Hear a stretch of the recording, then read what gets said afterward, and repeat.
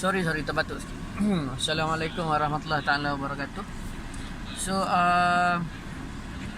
tadi semalam Poni ada cerita pasal mengatasi inertia kan. So bila kita nak buat kerja, kita dapati kita akan ada banyak gangguan. So sebab bila kita hidup ni, kita ada banyak komitmen. Bila kita ada anak, kita ada komitmen untuk anak. Bila kita ada isteri, kita ada komitmen untuk isteri. Bila kita ada rumah, kita ada komitmen untuk rumah. So komitmen tu semua kita kena settle. Sebab kalau kita tak settle komitmen tu semua, kita tak akan boleh buat kerja juga walaupun banyak mana kerja kita. Dan bila kita tengah buat kerja, kita tidak boleh diganggu ketika kita buat kerja. Sebab bila kita separuh jalan buat kerja, kita diganggu dengan tugasan-tugasan lain, maka kita akan hilang momentum.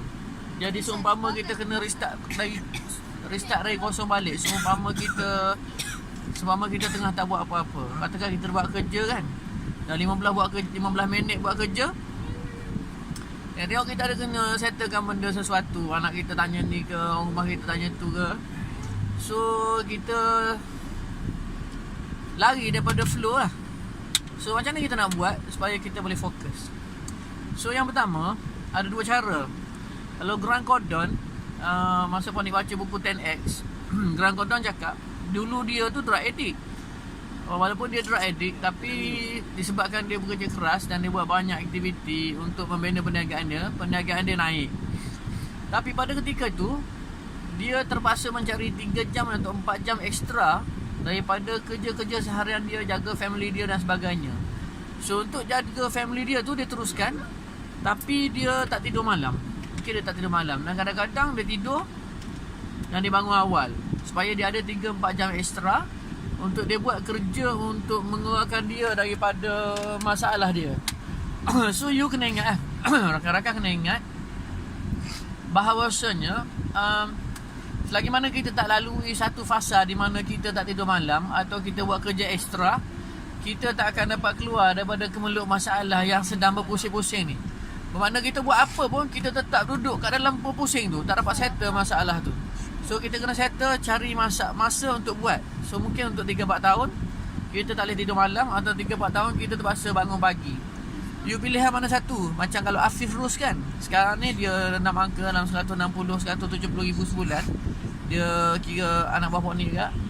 Satu ketika selama 2-3 tahun, setiap hari dia bangun pukul 3 pagi, 4 pagi. Sebab dia kena settlekan anak dia, isteri dia. Lepas tu dia tidur pukul 11 tu, pukul 3 pagi, 4 pagi dia akan bangun buat kerja. Lepas tu pukul 6.30-7 dia keluar untuk pergi kerja 9 to 5, dia balik. Sampai sekarang pun dia masih lagi kerja full time sebagai seorang engineer. Tapi sekarang dia ada bisnes lah. Dan dia pun tengah nak develop satu produk baru untuk diri dia sendiri. Itu perkara pertama. So satu, cari extra time. Yang kedua, apa yang boleh buat ialah supaya you tak diganggu, you kena settlekan dulu benda-benda yang mungkin mengganggu tu. Kalau you kena settlekan bersihkan rumah you.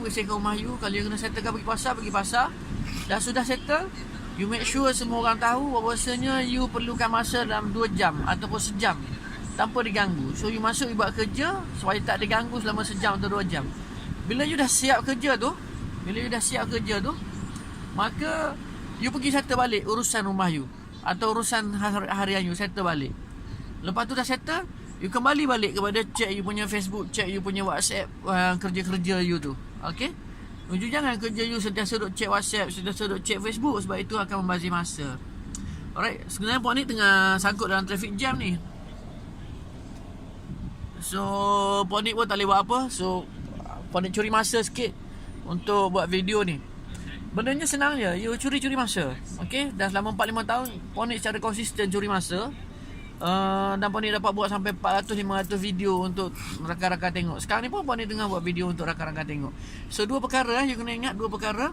Yang pertama, you kena sama ada you tidur lewat atau you bangun awal untuk you ada masa buat kerja.